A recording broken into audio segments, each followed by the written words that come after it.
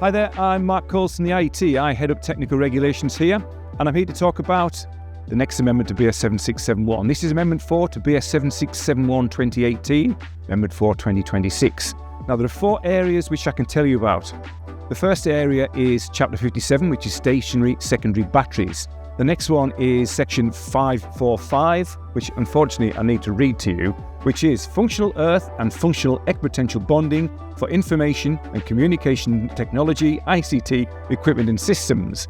Then there's Section 716, power over Ethernet, and there's a big change to Section 710, which is medical locations. Now, it's available for pre-order now from the iet.org/gettheregs, and the publication date is the 15th of April 2026.